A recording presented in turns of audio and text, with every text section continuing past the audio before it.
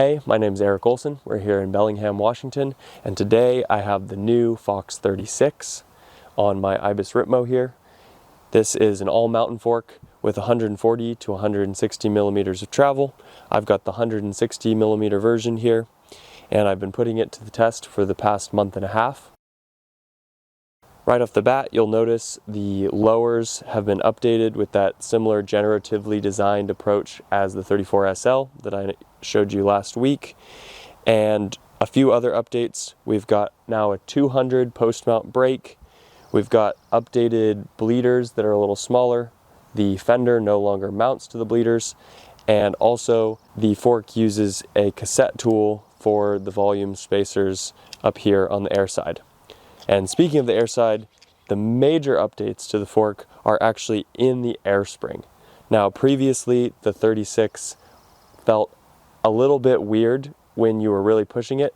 I found it to be kind of lacking in performance on the limit. It was sticky, or it felt like it was binding, and I think a lot of people had that experience. This new 36 uses an air spring that has a little bit of play in it. So it's a flexible assembly, and that allows the air spring to align even when the chassis of the fork is under bending load. Fox also increased the bushing overlap on this fork significantly, so those two changes together on paper should fix that binding problem.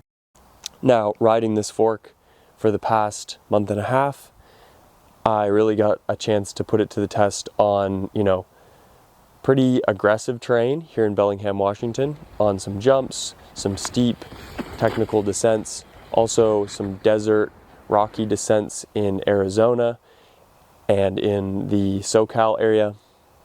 And overall, I would say this fork is a dramatic improvement over the previous 36. Like I said before, the previous 36 was pretty lacking in performance in my experience. It came out at the same time as the Fox 38, and I think the 38 just completely shadowed it because the 38 was quite good. It was a new fork in the Fox lineup, and the 36 was kind of meh. Now, this new 36 has to live up to the expectations now that the 38 has set for performance on these bigger travel trail bikes. And I would say this fork does get much closer in performance to the Fox 38 while still being, 200 grams lighter than the 38. Of course, this fork only goes to 160 millimeters of max travel, so that will limit its use case from, the very biggest enduro bikes, and I think that's fine. But for most people, I think this is now the best option as opposed to the 38, where previously I would have just told people every time, just get a Fox 38. Now I would say, get this new 36 because the performance rivals the 38 and you get a lighter package. And overall, I think with the bikes being quite heavy these days, these weight savings are starting to be more important if you can get the same performance. We're trying to get the weight of the bike back down again. So I want to talk about a few slight issues I had with the fork. One is that the cable routing routes the cable into this new arch, and so it rubs the paint off. So I've had to put a small piece of tape here, and that solves it. But it is a little bit weird that they put the cable routing so that it's kind of pushed in here, and then it just sends the cable straight into this new arch. I wonder if they should make a little spacer to make that work better. I'm not really sure.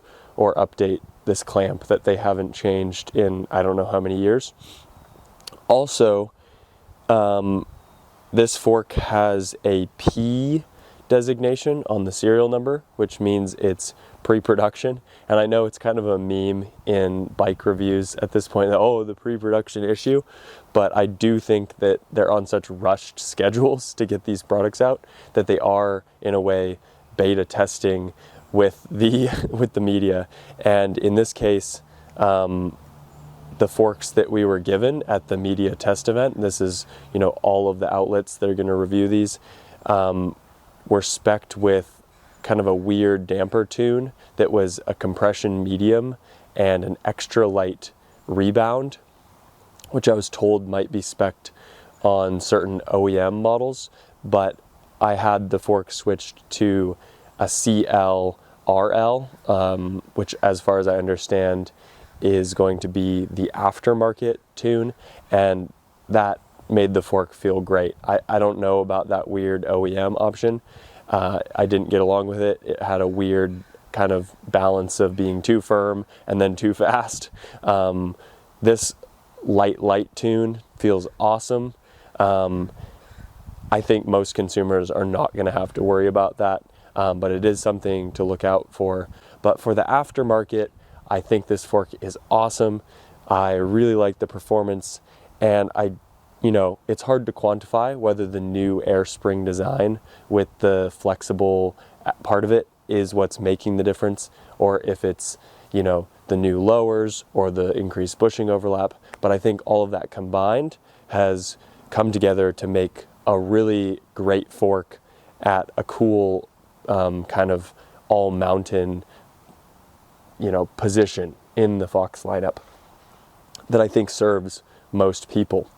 I will be racing this fork for enduro. I'm actually just signed up for the open race in Poland, so I'm pretty excited about that.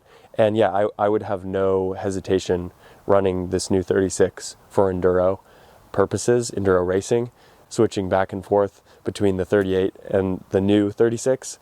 I cannot differentiate the performance. So that's a great sign. And I think, yeah, this new 36 is a big step up from the previous version. Check out my full written review on the Loam Wolf, and yeah, go ride your bike.